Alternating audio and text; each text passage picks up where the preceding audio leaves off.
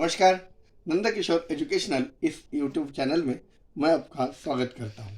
चलिए दोस्तों, आज के इस वीडियो में हम देखेंगे डेफिनेट न्यूमरल एडजेक्टिव।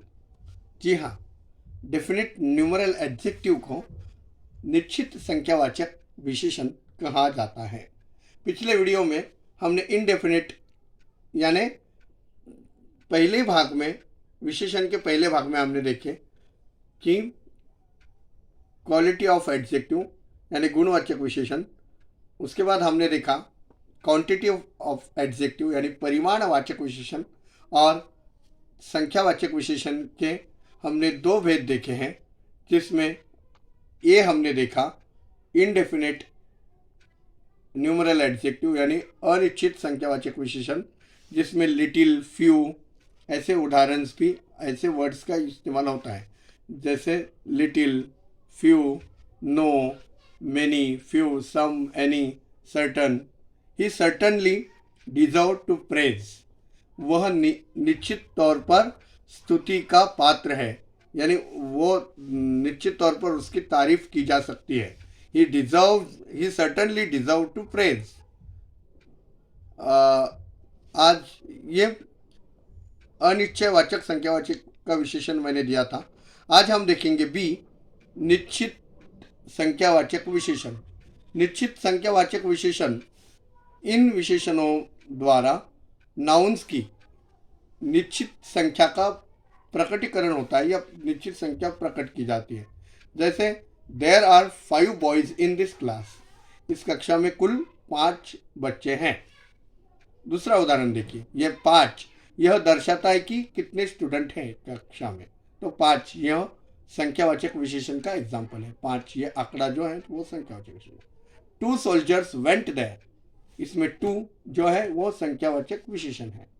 सो डेफिनेट न्यूमरल एडजेक्टिव यानी निश्चित संख्यावाचक विशेषण के डेफिनेट न्यूमरल एडजेक्टिव के निम्नलिखित 3 प्रकार होते हैं। पहला होता है कार्डिनल यानी डेफिनेट कार्डिनल एडजेक्टिव। डेफिनेट म्हणजे निश्चित संख्यावाचक विशेषण का पहला भाग जो होता है, पहला प्रकार जो होता है वो कार्डिनल एडजेक्टिव होता है। इनके द्वारा संख्या बताई जाती है, जैसे 1, 2, 3, 4 इस प्रकार की जो संख्या काउंटेबल, जैसे 5 मैंगो आर स्वीट, यानी इसमें से 5 आम जो है वो मीठे हैं। ओके। दूसरा है इसका प्रकार ऑर्डिनल। इनके द्वारा क्रम प्रकट होता है। जो ऑर्डिनल ORDINAL ऑर्डिनल्स, यानी इनके द्वारा क्रम प्रकट होता है। जैसे my friend got a first prize, मेरे दोस्त को पहला प्राइज मिला। इसमें क्रम दर्शाया जाता है, संख्या का क्रम दर्शाया जाता है, जैसे first, second, third, fifth, sixth इस प्रकार की संख्याएं इसमें आती हैं। तीसरा जो होता है मल्टीप्लिकेटिव मीन्स इसमें मल्टीपल की हुई संख्या होती है। जैसे कोई संख्या वाक्य में कितनी बार दोहराई गई यह बताता है। इनके द्वारा यह बताया जाता है कि कोई संख्या कितनी बार दोहराई गई है।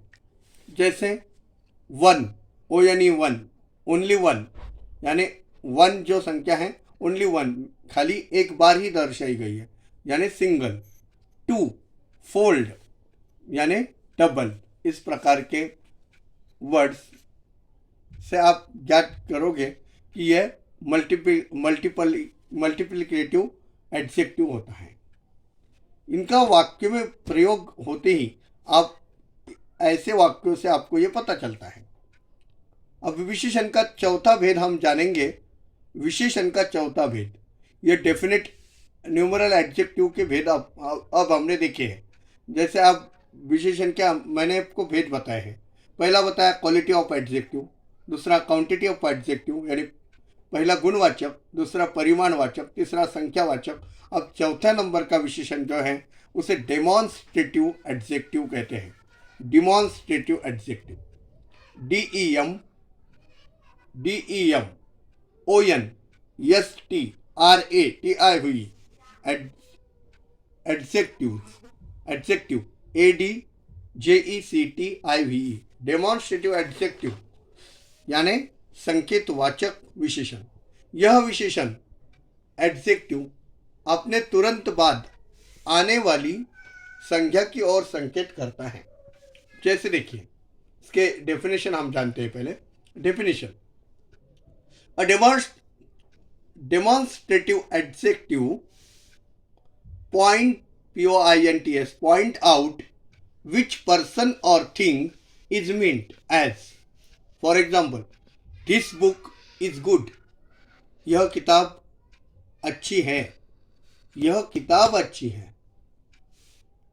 that pen is black,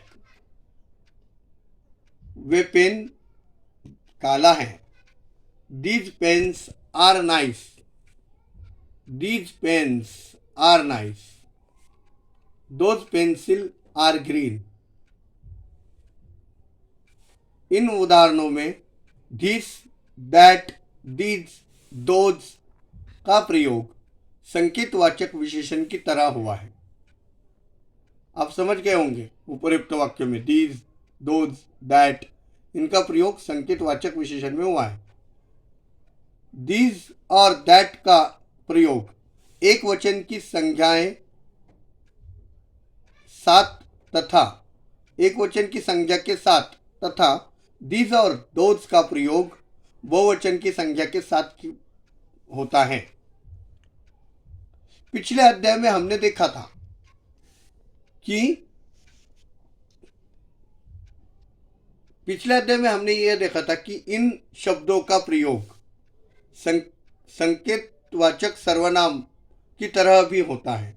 जैसे डेमॉन्स्ट्रेटिव एडजेक्टिव जो शब्द है, तो पिछले अध्याय में हमने यह भी पढ़ा था कि हम डेमॉन्स्ट्रेटिव प्रोनाउन भी हमने पढ़ा था।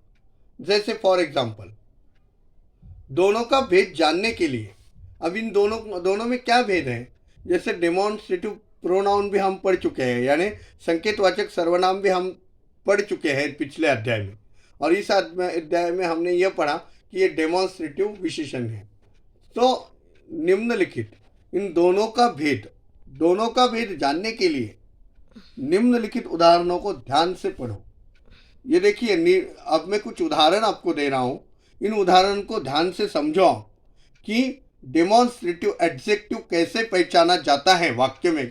वाक्य में डेमॉन्स्ट्रेटिव एडजेक्टिव कैसे पहचाना जाता है, यानी संकेतवाचक विशेषण किस प्रकार से वाक्य में प्रयोग होता है और संकेतवाचक सर्वनाम वाक्य में किस प्रकार से प्रयोग होता है।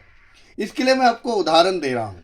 देखिए, पहला एग्जाम्पल देखिए, मैं डेमॉन्स्ट्रेटिव एडजेक्टिव के एग्जाम्पल आपको पहले दिखा रहा हूँ। देखिए, उदाहरण को गौर से देखिए। पहला एग्जाम्पल है डेमॉन्स्ट्रेटिव एडजेक्टिव का, this book is good. This के बाद डायरेक्टली बुक यह ऑब्जेक्ट है वो यूज हुआ है। दिस बुक इज गुड, यह किताब अच्छी है। दैट पेन इज ब्लैक, वे पेन काला है। दिस काउज आर ब्यूटीफुल, वह गौ माताएं ब्यूटीफुल है, सुंदर है। दिस वे काउज आर ब्यूटीफुल, यानी गौ माताएं सुंदर हैं। दोज पेंसिल्स आर ग्रीन, वे पेंसिल कैसी हैं? ग्रीन है, हरे कलर की है। अब ये देखिए, हमने विशेषण के यानी डेमॉन्स्ट्रेटिव एडजेक्टिव के उदाहरण हमने देखे। अब यही उदाहरण हम डेमॉन्स्ट्रेटिव प्रोनाउन में देखते हैं। This is a good book, this के बाद इज का अगर जो प्रयोग होता है या दिस के कर्ता के बाद तुरंत अगर कोई वर्ब आता है तो वे हुआ प्रोनाउन, और दिस के बाद अगर विशेषण में कैसे दिस के बाद डायरेक्ट बुक का प्रयोग हुआ तो ये समझ लेना कि ये विशेषण है।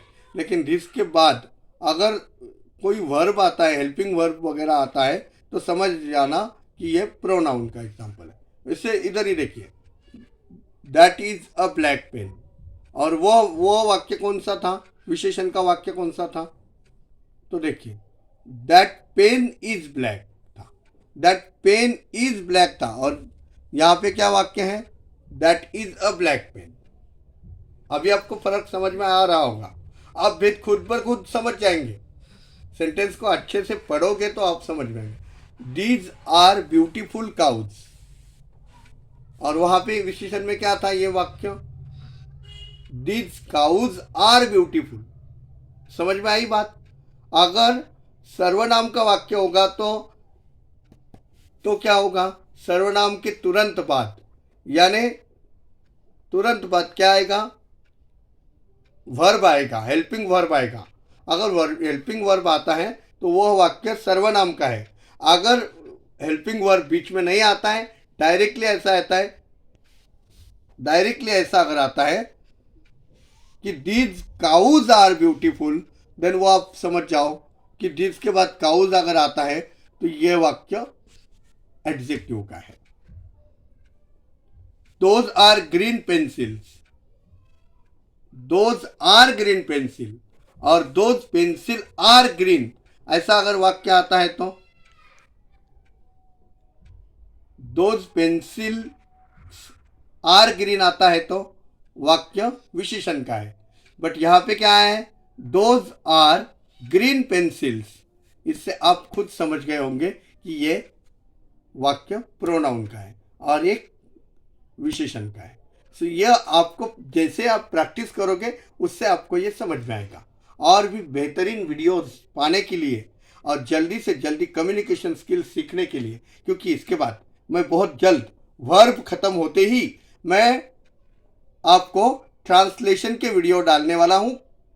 टेंसेस के ऊपर मेरे बहुत ही अच्छे और शॉर्ट वीडियो आने वाले हैं, तो इस वीडियो को ज़्यादा से ज़्यादा लोगों तक सब पहुँचाइएगा, ज़्यादा से ज़्यादा लोगों तक शेयर कीजिएगा, लाइक कीजिएगा। और अब तक आपने मेरे चैनल को सब्सक्राइब नहीं किया है तो कृपा करके सब्सक्राइब करके वो लाल नीचे वाला घंटी का बटन टन से दबाना मत भूलेगा, ताकि मेरे ओर से मिलने वाले हर कोई नोटिफिकेशन या फिर जो भी वीडियो मैं अपलोड करता हूँ आपके लिए, वो आपको उसका नोटिफिकेशन सबसे पहले पाने के लिए इस वीडियो को लाल घंटी का बटन टन टन इसे दबाना मत भूलेगा।